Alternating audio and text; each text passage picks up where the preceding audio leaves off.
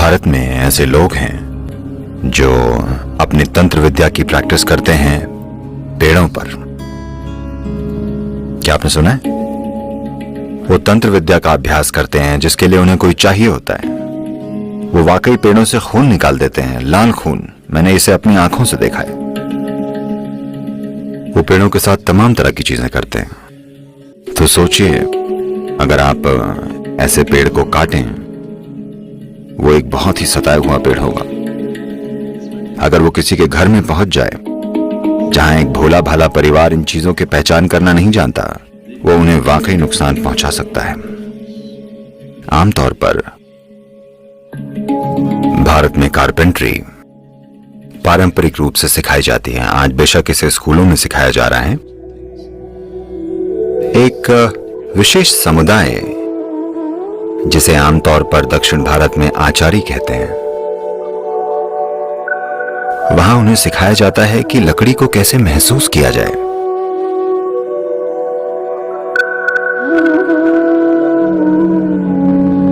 उसका उपयोग कैसे किया जाए। वो कभी कभी किसी लकड़ी को अस्वीकार कर देते हैं, वो इसे लेंगे ही नहीं। अब ऐसा नहीं होता क्योंकि पैसे जरूरी हैं। अब लकड़ी का हर टुकड़ा हर चीज में डलता है, ठीक है। और अब सब प्लाईवुड है, आपको पता ही नहीं चलता कि इसमें क्या पड़ा है। वरना अगर आप पारंपरिक आचारी के पास जाएं और आप कहें मैं इसका इस्तेमाल मान लीजिए मेरे पूजा रूम या प्रार्थना रूम में करूंगा, तो वो कहेगा नहीं, ये लकड़ी नहीं चलेगी, मुझे दूसरी लकड़ी चाहिए। अगर कोई कहे इस लकड़ी से मैं बच्चे के लिए पालना बना रहा हूं, वो कहेगा नहीं, इस लकड़ी से बच्चे का सामान नहीं बनाऊंगा। इस तरह वो चुनते हैं। वो लकड़ी को महसूस करने में विशेषज्ञ बन जाते हैं। पर वो सब अब रहा नहीं। मैं कहूंगा कि 90% तक अब नहीं रहा, अफसोस। 20-30 साल पहले, करीब 30 साल पहले जब मैं कंस्ट्रक्शंस में था, तब ऐसा होता था।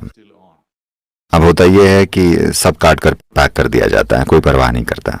ये एक सूक्ष्म शक्ति है, पर कभी कभी ये शक्तिशाली होती है, वरना आमतौर पर सूक्ष्म ही होती है। दरअसल कई घरों में शायद महिलाएं, अगर महिलाएं वैसी ना हो, मैं शिकायत नहीं कर रहा हूं, पर अगर उनका ध्यान करियर पर ना हो और वो कोमल हो और घर को महसूस कर पाएं, अगर वैसी महिलाएं हों तो शायद उन्हें पता होगा कि कहां क्या रखना है।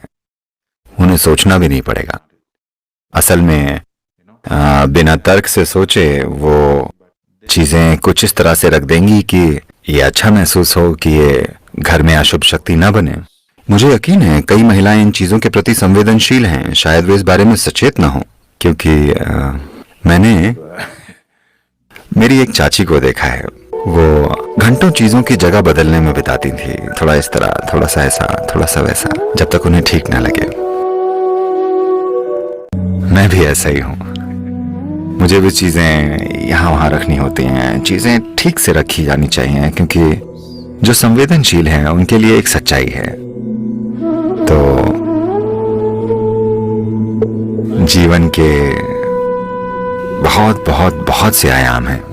आप जितना खोजने को तैयार हैं, उतना ही समृद्ध आपका जीवन होगा। चाहे आप खाना पकाएं या कारपेंटरी करें या झाड़ू लगाएं, एक ही काम लाखों तरीके से हो सकता है।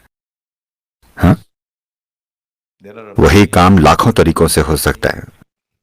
हर इंसान वही काम अलग तरीके से करेगा, है कि नहीं? हाँ, सभी के तरीके अलग होंगे।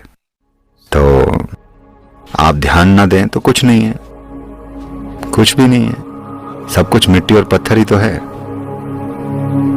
अगर आप ध्यान दें तो सब कुछ कुछ और ही बन जाएगा। कितना ध्यान दें? आपका ध्यान कितना तीव्र है? आपके हिसाब से ये जीवन कितना ध्यान देने लायक है? ये एक बड़ा सवाल है। आपके हिसाब से जीवन पर कितना ध्यान दिया जाना चाहिए?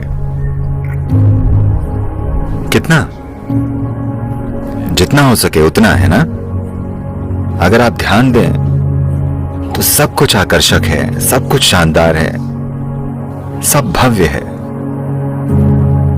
सब कुछ देवत्व का द्वार है। अगर आप ध्यान न दें तो सब कुछ बस मिट्टी और पत्थर